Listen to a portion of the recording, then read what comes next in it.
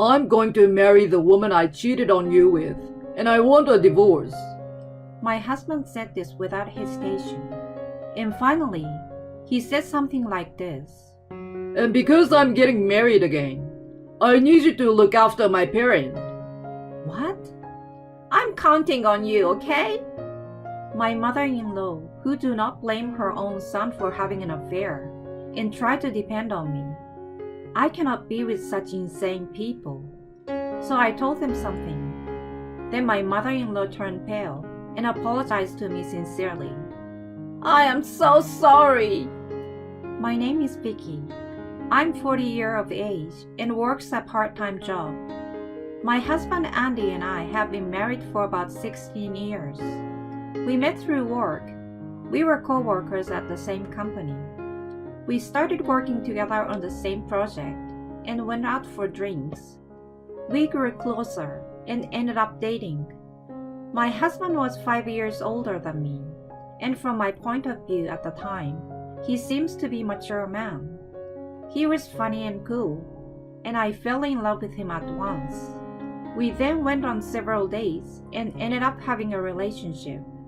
And after about a year of dating, he proposed to me and we got married.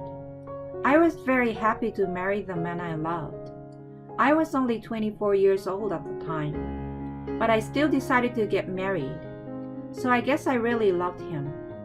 After that, I was happily married with my husband and working together.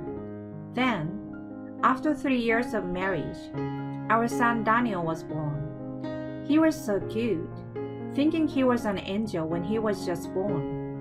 We were happy, and we were building a good family. I resigned from my job after the birth to focus on raising our son. I thought it was good that I quit my job because I was able to spend a lot of time with my son. And I had a rather good relationship with my in-laws. Every time I went to visit my in-laws, they smiled kindly at me and made me feel comfortable. I thought that I was really living a happy married life. My parents-in-law are very fond of their grandson Daniel. They often came to our house and we went to visit them. Then my husband made this suggestion. Would you like to move in with my parents? So that Daniel and my parents will see each other every day. We could live in a big house without paying rent. I thought that was a good idea. Because my in-laws and I had a good relationship at that time. My son is going to grow up. Then it would be better for him to live freely in a bigger house. I thought so and agreed to live with them. However, I regretted my decision at the time. At first, I thought that living together with them was going very well. My parents-in-law seemed very happy to be able to live with their grandchildren. And my husband seems relaxed to be back in his parents' house. I tried my best to do housework as a housewife. My parents-in-law and my husband never complained to me. My son grew up to be a good boy, and we all watched him grow up. However, there was something that bothered me. My parents-in-law spoiled my son too much. They bought him everything he wanted and gave him allowance without our permission. I saw this and thought it was not good for my son. I felt it was not good for his education. So one day, I told my parents-in-law, "Can you please not buy Daniel too many things?" When I said this, my in-laws' eyes widened and they became angry. "You are depriving us of a joy of spending time with our grandchild." Do you think you are the only one raising him? They were the ones who yelled at me like that. But as a mother, I wanted to educate him properly, so I didn't take a step back. I didn't mean it like that. Of course you're free to play with Daniel. I'm just asking you not to buy things for him without permission. You know, if Daniel wanted something, you'd buy it for him, wouldn't you? Yes. And how will you take the responsibility if we don't buy it, and it makes him sad and he doesn't like us? It seems that the in-laws buy things for their grandchild because they want him to like them. But what if that makes my son selfish? How are they going to take responsibility? The parents-in-law are very kind. I will explain to Daniel that his grandparents is very kind and loves him. Please don't buy him anything like that. Even though I had said all that, my in-laws did not seem to be convinced. When my husband came home from work, they started talking to him as if it was my fault. Vicky told me not to play with my grandchild. She wants to be alone with him. She wants to fend to him all for herself. I was surprised to hear my in-laws say something completely different, and my husband took them at their word. Hey, what's going on? You're being mean to my mom and dad. Just wait a minute. I didn't do anything like that. I gave my husband a good explanation. I said I wanted them to stop buying him too much stuff for the sake of our child. But my husband believed what my in-laws said, not what I said. Don't be silly. Don't lie to me like that. I'm not lying. Then you are saying my parents are lying. My husband's eyes widened, and he became too angry. In the end, no matter how much I tried to explain, he believed my in-laws' side of the story. I never thought you were such a terrible woman. Since then, my husband and my in-laws have been cold toward me. Your food tastes bad. You serve fish too often. Don't treat us like we're old people, you idiot. Don't bother mom and dad. You really are a useless wife. These are the kind of things my parents-in-law say to me every day. How can they continue to abuse me like that? I think it is mentally exhausting to be abused by people. I even considered divorce. But my son was only about 5 years old at the time. I have been a housewife since my son was born, and I had not worked for a long time. I was also worried about whether I would be able to find a new job. I had no assurance that I would be able to take him with me when I left. In my current situation, my in-laws can take care of him. My husband is likely to decide that he should take him in instead of me because he has a steady salary. Just because I'm not getting along with my in-laws, I didn't want to give up my son. So I had to just bear with it and not get a divorce. They took advantage of the fact that I was not resisting.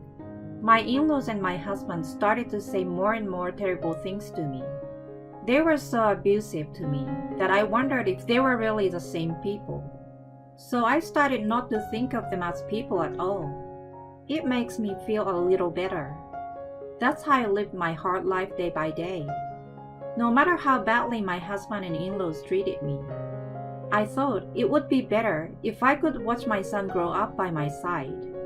My son grew up so fast that he went to elementary school. I was worried that he might become selfish because my in-laws had given him too many things. He is a good listener at home, and it seems to be the same at school. When his homeroom teacher told me that he was a very kind and considerate child, I was extremely happy, and my son was studying hard and doing well in school. But for some reason, my in-laws made it sound like it was their achievement. It's because of our good teaching, isn't it? That's right. We praise and develop him. We buy him what he wants. That's what's important. I don't understand how buying him what he wants will improve his grades. But my parents-in-law seem to want to involve themselves in everything. I was just trying to give them credit for their son's own hard work while listening to them appropriately.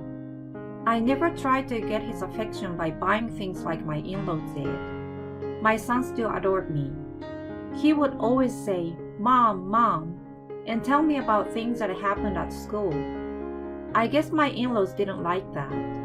When my son reached the middle school years of elementary school, the amount of things he needed got expensive. Until then, it was just sweets and toys. But at that time, they bought him the latest game consoles and software. No matter how much I tried to stop my parents-in-law, it was not enough. I told my son not to play too much and to be punctual and keep his promises. But even then, my in-laws were a pain in the ass. Don't you feel sorry for him? That you have to stop him from playing when he still wants to play? We bought it for Daniel because we wanted him to enjoy it. I reported it to my husband, and he yelled at me, which became the usual norm. I was already completely disgusted, and already completely dumbfounded. All I wanted was for my son to grow up to be a good man. That was how I spent my days. Time went by, and my son turned 13 years old. He was now a junior high school student, and as he entered puberty, I faced a lot of difficulties as a parent. While I was thinking about this, an unexpected problem occurred. It was a holiday. My husband suddenly called me into his bedroom and said he wanted to talk to me. I said, "What on earth do you want me here for?" I was completely out of touch with my husband, so I was sure he had no intention of doing so. As I was thinking about this, my husband suddenly made a surprising statement. "I'm going to marry the woman I'm cheating on you with." What? Divorce? I was surprised at an unexpected words coming from my husband. Well, it's no wonder you're surprised. I've been trying to keep it from you, but I thought it was time to tell you. My husband said that to me without hesitation. Why did he decide to publicly tell me that he was having an affair? Well, I don't know what a stupid person thinks. And then, he even said something like this. "And because I will be marrying someone else, I'm going to ask you to take care of my parents too." What? Wait a minute. We are getting a divorce, right? Then I will have to live with Daniel, won't I? When I said that, my husband said something outrageous. "I'm the one who is leaving." What? What do you mean? "I'm going to leave this place and start a new married life with my new wife. I'm worried about my parents and the kid, so I'm leaving you in charge of the house. You have a house and you get to live with Daniel, so it's a win-win, right?" I was shocked. It was not a win-win situation at all. I was at a loss for words. "So I will tell my parents about it right away," my husband said, and suddenly started to head for the living room. I hurried after him. He gave the same explanation to my parents-in-law as he had given to me. I thought they would be angry with him. My in-laws were also crazy people. They said, "Yes, we will miss you, but it can't be helped." I agree. I think it's better for newlyweds to spend time alone together. We'll be fine as long as this woman takes care of us. My in-laws, who don't blame their own son for having an affair and try to rely on me. "If you want to leave, I will make sure you leave Daniel behind." "If you want to leave, you're the only one who leaves." I can't be with these insane people. I told them something. Let me tell you something. I can claim alimony because it is my husband's fault and I'm divorced. And I have a better chance of getting my son. What? What do you mean? Because my husband committed adultery. Isn't it better for him to live with someone who hasn't committed adultery? Wait a minute. So you are living with Daniel? Yes, of course I will. We won't let you. Let's ask Daniel then. My in-laws and my husband said, and went to call my son. They were not going to tell him everything, were they? My son came into the living room. What's wrong? Dad and Mom are getting a divorce. What? So Daniel, how would you like to live here with your grandparents? Such an explanation and question was unfair. I quickly said the important part. You better explain to him that you are divorcing me because of your infidelity. When I said this, my husband and in-laws were in a panic. Daniel is just a junior high school student. Yes, he is. Why are you trying to shock him? My parents-in-law and husband blamed me. But before I could retort, my son opened his mouth. You're the one who caused the shock, aren't you? Why are you all blaming my mother? What? I mean, I could hear you all arguing earlier. You guys are not sure which one I'm going to follow if you get divorced. It's definitely my mother. Daniel, why? Don't you want to live with Grandma and Grandpa? You were nice to me. But you were terrible to my mother, weren't you? To be honest, I couldn't forgive you for that. All of you, Grandma, Grandpa, and Dad. I despised you. And I despised my father for not protecting my mother and blaming her for everything. Despise? My in-laws looked shocked. Anyway, I have one answer. I'm living here with my mother. From now on, I'm going to take care of her.